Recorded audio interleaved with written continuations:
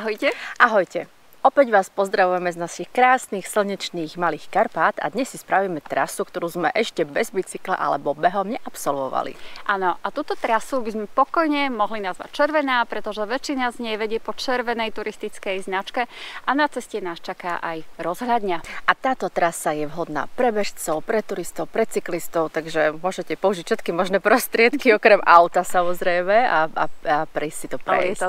A lietadla, áno, presne. Takže ako sme išli a čo krásne sme na trase videli, pozerajte a pre všetky naše ostatné krásne videá nezabudnite stlačiť tlačidlo subscribe. Stlačte ho teraz.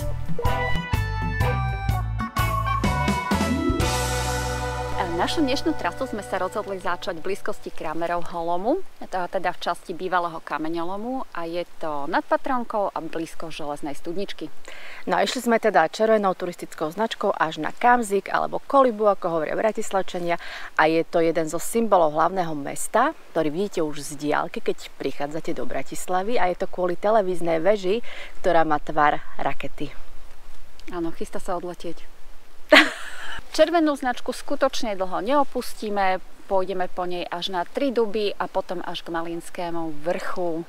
Stále po červenej, aj okolo slivu, kde sa možno zastavíme a možno sa tam občerstvíme, uvidíme. Dobre, no a potom sa napojíme na zelené a modré C-čko, čiže cyklotrasu, a dostaneme sa až na Banďovú lúku a potom na Sekil a tam sa napojíme na žltú turistickú značku a budeme končiť v Záhorskej Bystrici. My aj naša trasa skončí v Záhorskej Bystrici a celá táto trasa je naozaj veľmi príjemná, vychádzková.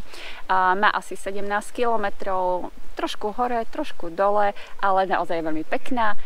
Takže poďte sa pozrieť, kadiaľ sme šli. Poďte s nami.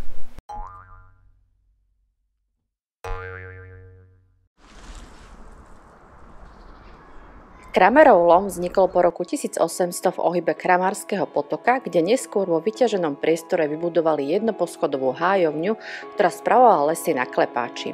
Bola zničená počas druhej svetovej vojny. Nachádza sa tu prízemná murovaná budova bývalého vojenského muničného skladu z roku 1892, ktorá na tento účel slúžila do roku 1958. Následne budova menila svoje využitie a v roku 2008 ju v zlom stave odkúpilo a zrekonštruovalo mesto Bratislava. Do roku 2021 boli jej priestory využívané jazdeckým oddielom mestskej polície v Bratislave.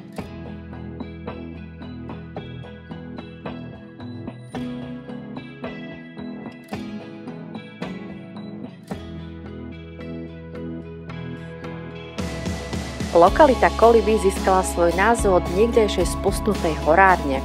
Podobne Kamzik, v minulosti tzv. Gemsenberg, získal svoj názov z nemeckého Gemse, čo znamená koza, ktoré sa tu zvykli pásť. Neraz sa stratili a pobehovali po svahoch vrchu. Iné vysvetlenie pracuje rovnako s nemeckým pôvodom názvu tohto vrchu.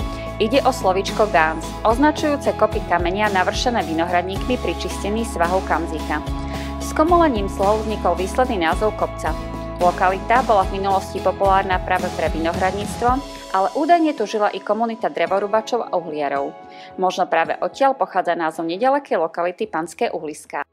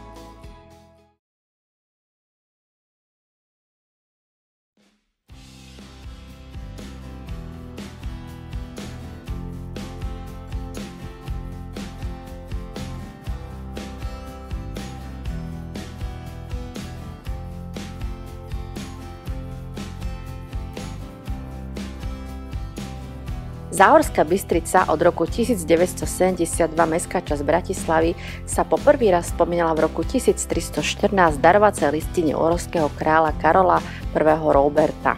V minulosti sa označoval ako Pistrich, Byzrica, po maďarsky Besterče, po nemecky Vistenic alebo Vistenic. Dedina bola podanskou osadou Stupavského pánstva. V roku 1377 uhorský kráľ Ľudovít I. Veľký daroval Pavlínom z Mariánky. Začiatkom 16. storočia patrila časť obce k Stupavskému pánstvu a ako jedna z prvých obcí ju postupne začali osídľovať kolonisti z Chorvátska, neskôr rolníci z Moravy, Rakúska a zo susedných pánstiev. V daňovom súpise z tohto obdobia sa Záhorská Bystrica označuje ako Bystrica, dedina Slovákov a Chorvátov. V 18. storočí obec získala povesť najbohatšej dediny záhorskej časti Bratislavy. Mala nielen veľký počet obyvateľov, ale aj významnú poľnohospodársku produkciu. Umožňovali to priaznivé pôdne a klimatické podmienky, vhodné na pestovanie rôznych plodín. Bystričania boli známi pestovaním a predajom v Bratislave a vo Viedni. Poľnohospodárstvo a chov hospodárskych zvierat bol v období súkromného hospodárenia hlavným zdrojom obživy. Známe sú najmä špeciálne pestované zemiaky, kifle alebo rohlíčky a samozrejme výborná kapusta zelé.